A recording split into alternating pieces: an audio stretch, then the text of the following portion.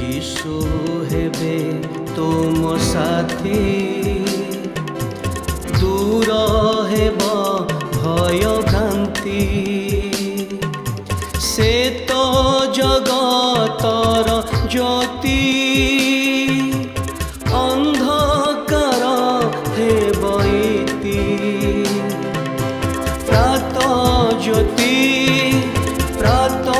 ज्योति जीवन जला प्रात ज्योतिर समस्त दर्शक भाई भणी मान को मोर आंतरिक शुभेच्छा एवं अभिनंदन जनाए। प्रभुंकर पवित्र महानामर धन्यवाद हो। स्वल्प समय कार्यक्रम आपणकर जीवन में आशीर्वाद आनी पारुछि आमे ता विश्वास करछु, कारण अनेक भाई भणी माने आमान को टेलीफोन कॉल करिसेंती। आपण माने मध्य आमनकर कार्यक्रम देखुथिबारु आपण मान को मो अशेष अशेष धन्यवाद जनाए। ये कार्यक्रम संबंध में जदि आपणकर कौन से प्रश्न थाए, आपणकर व्यक्तिगत व पारिवारिक प्रार्थना अनुरोध थाए ता मध्य आमान को जनातु। आमे आपणक निमंते नियमित भाव में प्रार्थना करूछु। तेबे आज आमे जो प्रसंग रे आलोचना करिबा आउ से तार शीर्षक होउची मृत्यु जीवनर अंत नुहे मात्र एक द्वार अटे। मृत्यु जीवनर अंत नुहे मात्र एक द्वार अटे। भाई भणी माने आमे समस्ते मृत्यु को भय करि थाउ। मृत्यु विषय रे कथबार्ता करिवा पय आमे पसंद करि न थाउ। मृत्यु एक दुखद घटना अटे। मृत्युर खबर शुणी केही मध्य आनंदित हुवंती नाही, किंतु जानते कि मृत्यु समस्त जीवन रे वास्तव अटे। एवरी पुस्तकर लेखक तार 9 अध्याय 27 पद रे कथा लिखंती, मनुष्य निमंते थरे मात्र मृत्यु आउ तापरे विचार निरूपित अछि। मृत्यु समस्त जीवन रे आसे। राजा महाराजा धनी गरीब युवा वृद्ध समस्त जीवन में मृत्यु घटी थाए। किंतु आश्चर्य विषय है शारीरिक मृत्यु ख्रीष्ट विश्वास निमंते एक पराजयर विषय नुहे, मात्र यह एक अवस्थार अंतर अटे। It's a transition. ख्रीष्ट विश्वासी निमंते मृत्यु गोटे एग्जिट नुहे, मात्र या जीवन रे प्रवेश करिवार द्वार अटे। मृत्यु आमर लक्ष्यस्थल नुहे, मात्र द्वार अटे। जौन 14 अध्याय 3 पद आमे देखु यीशु एक कथा कहउचंती, मोर पितांक गृह रे अनेक वासस्थान अछि। मु जाउचे स्थान प्रस्तुत करबा निमंते आ स्थान प्रस्तुत करला परे मु पुनर्बार आसीबी। भाई भणी माने गोटे निश्चित भरोसा प्रभु यीशु आपणार अनुगामी मान को दियंती जे से आउथर आसीबे एवं आमान को आपना निकट को नहीं जिबे। मु जेपरि आगुरु कहिली, मनुष्य निमंते थरे मात्र मृत्यु आउ एई जो मृत्यु जहा कि गौरव रे प्रवेश करिवार द्वार अटे, यीशु निजे आम पई स्थान प्रस्तुत करबे जाइछंती।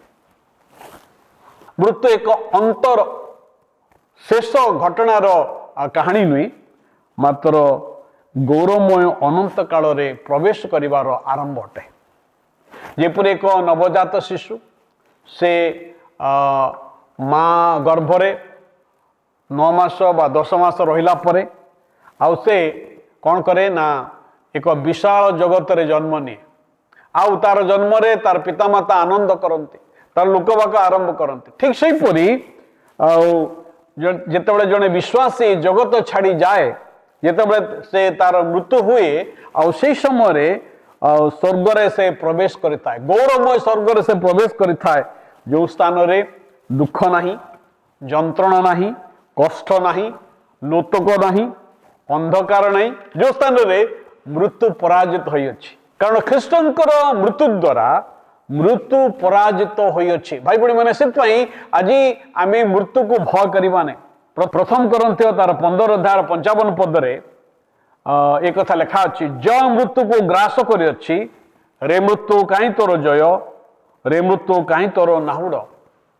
कारण प्रभु यीशु ख्रीष्ट मृत्यु को जय करिसंती। भाई बड़ी माने पृथ्वी रे जेते विश्वास मत अछि, आपण देखिबे कौनसी व्यक्ति मृत्युर तृतीय दिवस रे मृत्यु को जय करी उठी नाहंती। केवल प्रभु ख्रीष्ट ईश्वर का वाक्य बाइबल कहे से केवल एकमात्र व्यक्ति जे मृत्युर नाउड़ को जय कर उठी अच्छा कारण से स्वयं ईश्वर अटंती ख्रीष्ट जीशु क्रूसरे मृत्यु वरण कले सत से मनुष्यर अपराध निमंते मनुष्यर पापर प्राश्चित निमंते से क्रूसरे बलिकृत हेले से मृत्यु उपरे पाप उपरे विजय हेले तांकर पुनरुत्थान द्वारा मृत्यु तांको धर रखी पारला नहीं कबर तांको धर रखी पारला नहीं मृत्युर तृतीय दिवस से पुनरुत्थित हेले पूर्वर मृत्यु मनुष्य को राजत्व करुला मात्र एबे मृत्यु आज ख्रीष्ट विश्वास दास गोटे चाकर से विश्वासी को स्वर्गर गृह आड़ को कढ़े नौ स्वर्गर गृह आड़ को कढ़े नेवा निमंते एक दास भाव में मृत्यु कार्य करुचे मृत्युरे शरीर हुए तो विनाश हो पारे शरीर अलगा हो जाई पारे माटीर शरीर माटी रे मिसी जाई पारे किंतु मृत्यु मनुष्यर आत्मा को छुई पार नहीं मनुष्य आत्मा को छुई पार नहीं विश्वास निमंते से पाउल प्रेरित पाउल कथा कहले विश्वास निमंते मृत्यु लाभजनक अटे मृत्यु लाभजनक अटे भाई भणी मैंने से मृत्यु आम को उत्तरदायी करि थाए आमे जगत रे जो अच्छु कारण ईश्वर का वाक्य बाइबल रे एक कथा लिखा जाए 2 कोरिन्थियो तार 5 अध्याय 10 पदरे कारण भल हो बा मंद हो प्रत्येक जन अपना स्वर द्वारा कृत कर्मानुसार फल पाइबा निमंते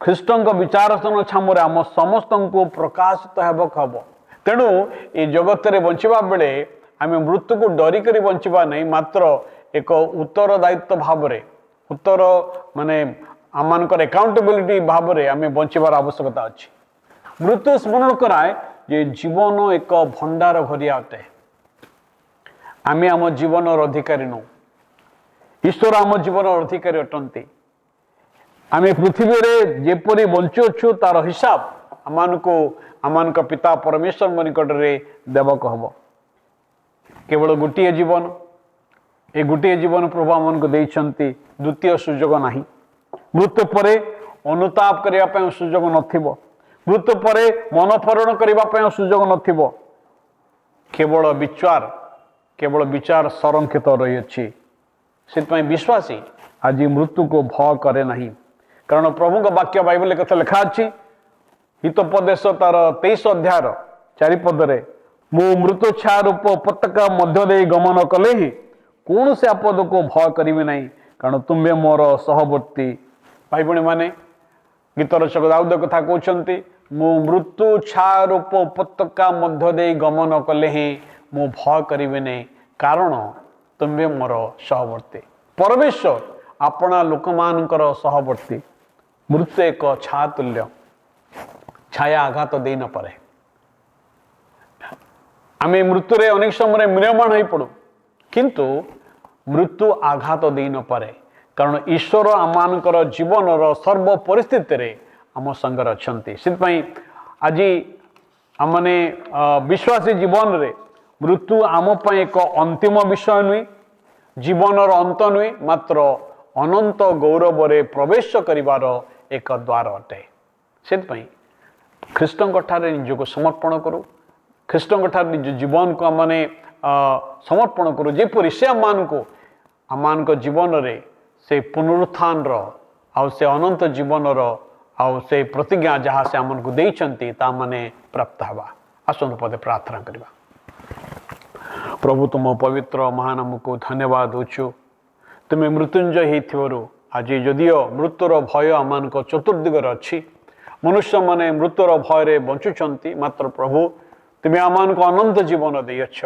से अनंत जीवन धर रखिबा पई तुम पछरे चलिबा पई आम समस्त को तुम्हें साहाय्य कर ए प्रार्थना यीशु को नाम उत्सर्ग करूछु आमेन समस्त को नमस्कार ईश्वर प्रत्येक को आशीर्वाद करंतु धन्यवाद।